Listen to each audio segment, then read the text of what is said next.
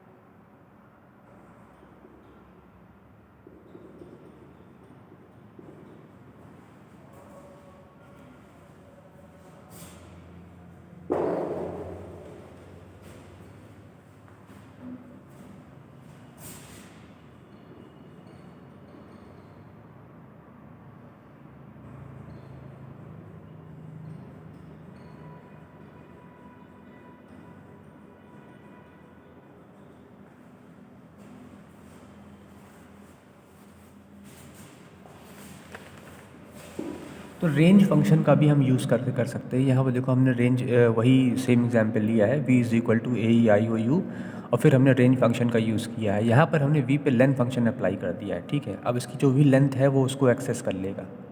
उसकी जो भी लेंथ है, लेंथ यहाँ पर 5 लेंथ है, तो लेंथ अब जब हम सिंगल वैल्यू रेंज में देते हैं तो वो 0 से स्टार्ट होते हुए और जहाँ तक भी जाना होगा तक जाता है। तो मान लो लेंथ की वैल्यू यहाँ पर 5 आएगी तो 0 से लेकर 4 चलेगा, मतलब 5 बार तो वो चलेगा ही। तो फिर आई की वैल्यू जो जो होती जाएगी वो उसको प्रिंट कराता जाएगा। और एंड में हमने एस्ट्रिक दे दिया है कि जहाँ पर मतलब प्रिंट कराए और फिर एस्ट्रिक भी साथ में प्रिंट हो। ठीक है, तो एक बार प्रिंट हो ए एक्सेस ए जब इंडेक्सिंग के थ्रू करेगा तो जब 0 इंडेक्स पे होगा तो ए निकल के बाहर आएगा और साथ में एस्ट्रिक रहेगा। फिर जब वो आई की वैल्यू 1 हो जाएगी तो ई आएगा, जब आई की वैल्यू 2 हो जाएगी तो इस तरीके से वो बारी बारी से एक एक को एक्सेस कर देगा। ठीक है, तो एक्सेस करना बड़ा ईजी है, कोई मुश्किल नहीं है। हम रेंज फंक्शन का यूज़ करके भी यूज़ कर सकते हैं, लेकिन रेंज का यूज़ करेंगे तो हमें लेन का यूज़ करना पड़ेगा।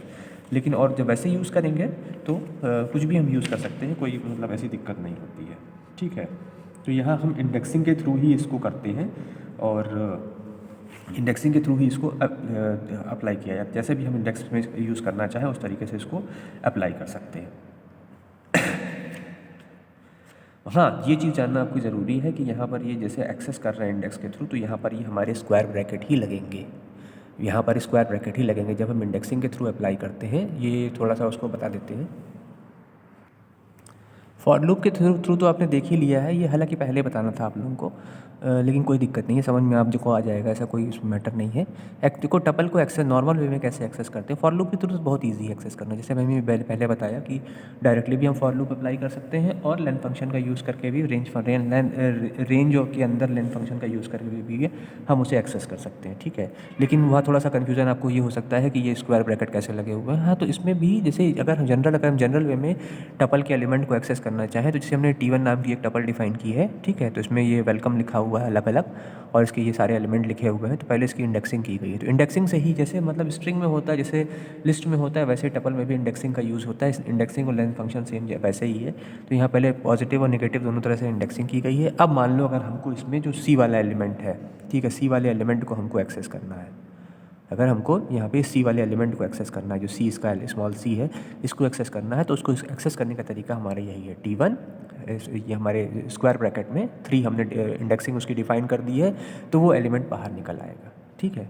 स्क्वायर ब्रैकेट से बहुत बार कन्फ्यूजन बच्चों को क्रिएट होता है कि लिस्ट में भी स्क्वायर ब्रैकेट यूज़ करते हैं, स्लाइसिंग में भी स्क्वायर ब्रैकेट यूज़ करते हैं, और क्या नाम है, यहाँ पर भी टपल में भी जब हम टपल के एलिमेंट को एक्सेस कर रहे हैं तो स्क्वायर ब्रैकेट यूज़ करते हैं। हाँ, तरीका तो यही है, इसमें कन्फ्यूज़न तो होता है लेकिन तरीका यही है, दूसरा तरीका नहीं है। ऐसा नहीं कि लिस्ट जो स्क्वायर ब्रैकेट में डिफाइन होती है तो लिस्ट के एलिमेंट को स्क्वायर ब्रैकेट से डिफाइन करेंगे, और टपल स्मॉल ब्रैकेट में डिफाइन होती है तो टपल के एलिमेंट को निकालने के लिए स्मॉल ब्रैकेट यूज़ करेंगे। नहीं, यहाँ पर इंडेक्सिंग के थ्रू कर रहे हैं तो इंडेक्सिंग में भी हमको ऐसे ही करना पड़ेगा, ठीक है। ये है थोड़ा सा इसका कन्फ्यूजन होता है, लेकिन वो यूज़ करते करते समझ में आपको आ जाएगा। जब भी स्लाइसिंग होगी तो स्क्वायर ब्रैकेट ही लगेगा, चाहे वो लिस्ट की स्लाइसिंग हो, चाहे वो टपल की स्लाइसिंग हो, चाहे वो स्ट्रिंग की स्लाइसिंग हो, स्क्वायर ब्रैकेट का ही यूज़ होगा। तो ब्रैकेट्स का थोड़ा सा है कहानी की, थोड़ा सा कभी कभी कन्फ्यूज़न हो जाता है बच्चों को कि यहाँ पर क्यों स्क्वायर ब्रैकेट यूज़ हो रहा है। तो हाँ, यहाँ स्क्वायर ब्रैकेट ऐसे ही यूज़ होता है, क्यों हो रहा है वो बता पाना मुश्किल है, लेकिन ऐसा ही होता है। क्योंकि वो तो भाई जिन लोगों ने डिज़ाइन किया है वो वही बता पाएंगे क्यों ऐसा है।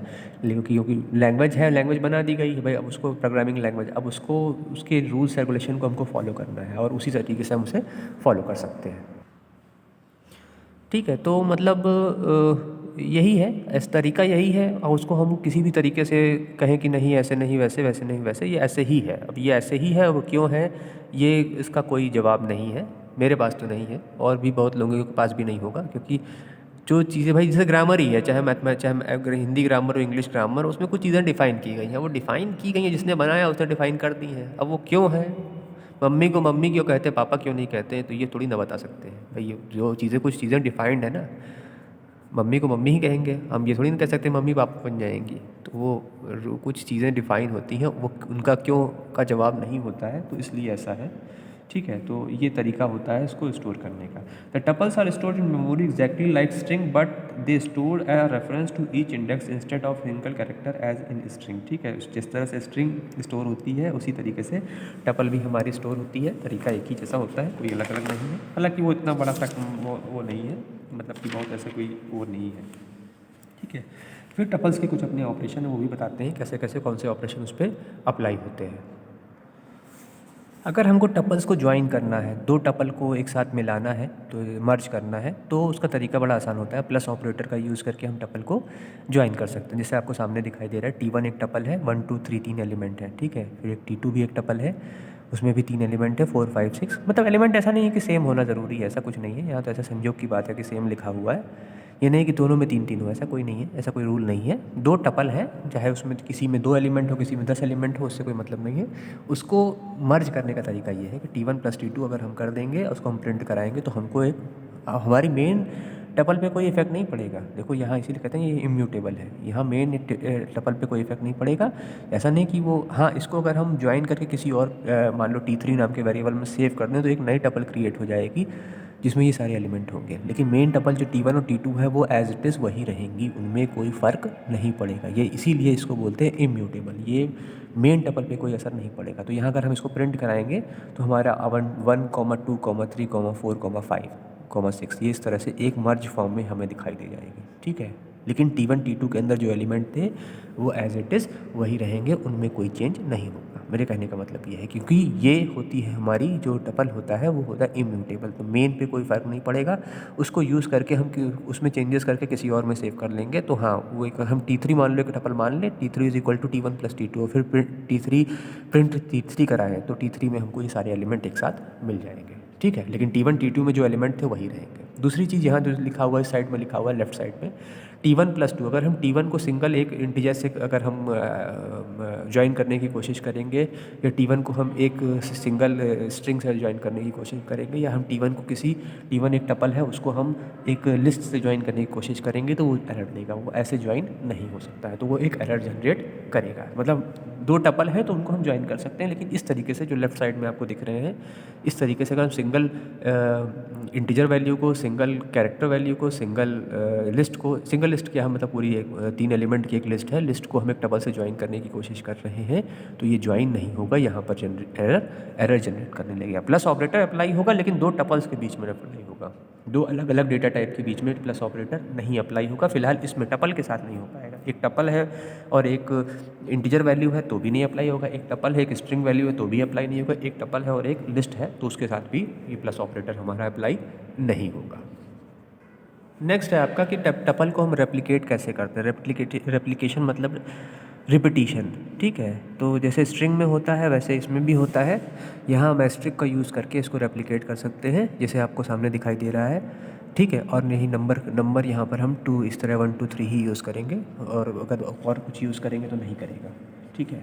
तो अगर हम यहाँ T1 एस्ट्रिक 2 करते हैं तो क्या होता है कि वो जो भी 2 है तो ये 2 बार रेप्लिकेट हो जाता है, मतलब एक नई टपल जनरेट होगी, उसमें जो भी जिस पर टपल पे हमने ये अप्लाई किया होगा उसके एलिमेंट एक बार पहले लिखे जाएंगे, फिर दूसरी बार उसी सीक्वेंस में पहले लिख दिए जाएंगे, तो इस तरीके से वो रेप्लिकेट हो जाती है। कंपेयर करने की कंपैरिजन भी होता है इसमें, जैसे यहाँ पर आप देख रहे हैं लेफ्ट साइड में लिखा हुआ है A is equal to 4,5, B is equal to 4,5।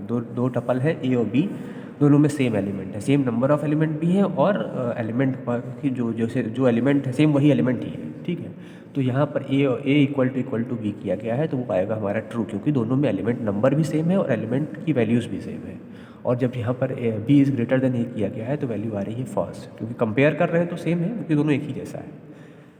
फिर एक और एलिमेंट, एक और टपल डिफाइन हुई है यहीं पे, C इज इक्वल टू 4 5 6। अब C में 4 एलिमेंट, 3 एलिमेंट, A और B में एलिमेंट कम कम है, तो जब C is greater than A कहते हैं तो C तो ग्रेटर है ही, एलिमेंट भी जाता है, ठीक है, तो वो ट्रू आता है। और जब C is not equal to A करते हैं तो वो भी ट्रू आता है, क्योंकि C और A इक्वल नहीं है। तो मतलब इसमें कंपैरिजन ऑपरेटर का यूज़ होता है इस तरीके से, जिस तरह आपको दिखाई दे रहा है, तो इस तरीके से हम कंपेयर भी कर सकते हैं, और जो हमारा वैल्यूज़ आएंगे वो ट्रू और फॉल्स में आएंगे। जब भी हम तो वैसे भी ट्रू और फॉल्स में ही आती है, तो जब भी हम कंपैरिजन ऑपरेटर का यूज़ करते हैं तो इस तरीके से वो टपल्स को हम कंपेयर भी कर सकते हैं। तो वही का तरीका है, कोई ऐसा मुश्किल नहीं है, जैसे भी हम कंपेयर करना चाहें इसको हम कंपेयर कर सकते हैं, ठीक है। डिलीट करने का भी इसमें है कि अगर हमको the individual element of a tuple can not be deleted, ये मैंने पहले भी आपको बताया था कि एक टपल का इंडिविजुअल एलिमेंट हम नहीं डिलीट कर सकते हैं, ठीक है। तो वो अगर हम डिलीट करने की कोशिश करेंगे, डेल वर्ड का कीवर्ड का यूज़ करेंगे, डेल, तो वो नहीं लेता है, ठीक है। लेकिन वैसे तो मतलब पूरे पे अगर हम अप्लाई कर देंगे तो उससे वो डिलीट हो जाता है। अगर हम पूरे पे अप्लाई करते हैं तो हम उसको डिलीट कर सकते हैं, ठीक है। तो ये कुछ जनरल चीज़ें हैं, बहुत इसमें नहीं है, बहुत ज़्यादा और चीज़ें नहीं इसमें अप्लाई होती हैं। तो इस तरीके से कुछ जनरल ऑपरेशंस इस पर अप्लाई होते हैं, एडिशन के, डिलीशन के, रेप्लिकेशन के, इस पर हम टपल पे अप्लाई कर सकते हैं, ठीक है। तो और भी मेथड्स भी हैं, बहुत सारे मेथड भी आगे आपको बताए जाएंगे कि कौन कौन से इसके फंक्शंस का यूज़ करते हैं। बहुत ज़्यादा नहीं है, कुछ ही है आपके कोर्स, मतलब आपको जानने हैं, सारे नहीं जानने होते हैं, क्योंकि सबका यूज़ भी नहीं होता है। बहुत डीप में जब जाना होगा तो उसके लिए यूज़ होगा। तो जनरल कुछ मेथड्स हैं, उनका यूज़ नेक्स्ट वीडियो में उनकी बात करेंगे, तो उसका यूज़ करके हम लोग मतलब टपल पे वो सारे फंक्शंस अप्लाई कर लेते हैं। लिस्ट फंक्शन के जितने नहीं है, लिस्ट फंक्शन में तो बहुत सारे हैं, टपल में उतने फंक्शन नहीं होते हैं, थोड़ा सा है, उतनी ज़्यादा नहीं है, उतने ऑपरेशंस इस पर नहीं होते। वो इम्यूटेबल है, उसका यूज़ ज़्यादा होता है, ये इम्यूटेबल है, इसका यूज़ कम होता है, ठीक है। तो ये है थोड़ा सा। देखो, इस टपल का यूज़ अगर हम जनरल उसमें कहें तो पासवर्ड क्रिएट करना हो, मान लो पाइथन में हम कोई सॉफ्टवेयर डेवलप हो रहा हो, पासवर्ड क्रिएट करना हो, तो ऐसे केस में टपल का यूज़ करेंगे, जो पासवर्ड वाली चीज़ ऐसी होती है ना, मान लो हमने एक वेबसाइट बनाई है और वेबसाइट में पाइथन को यूज़ करके बनाई है, अब वहाँ पर पासवर्ड वाला ऑप्शन हो तो वहाँ पर हम टपल वहाँ पासवर्ड को सेव करने के लिए हम टपल का यूज़ करेंगे। क्यों? क्योंकि वो इम्यूटेबल है, उस पे ज़्यादा फ़र्क पड़ेगा नहीं, उसको चेंजेस अप्लाई करना उस पे आसान नहीं होगा, तो वो है। लेकिन जो मैक्सिमम काम जो होगा वो हमारा लिस्ट में ही होता है। कारण यही है कि उसमें भाई वो म्यूटेबल होता है, उसमें हम जो भी चेंजेस करेंगे वो आगे चेंजेस एप्लीकेबल होते हैं, तो इस वजह से ये वजह होती है और कोई वजह नहीं है। लेकिन हर डेटा टाइप की अपनी इंपॉर्टेंस है और वो ऐसे ही यूज़ किए जाते हैं। हाँ, ऐसा नहीं कि कोई किसी से कम माना जाता है। हाँ, बस ये है कि भाई कुछ ज़्यादा यूज़ होता है, कोई कम यूज़ होता है, लेकिन सबकी अपनी अपनी क्षमताएँ हैं, उन्हीं क्षमताओं के हिसाब से उनको यूज़ किया जाता है।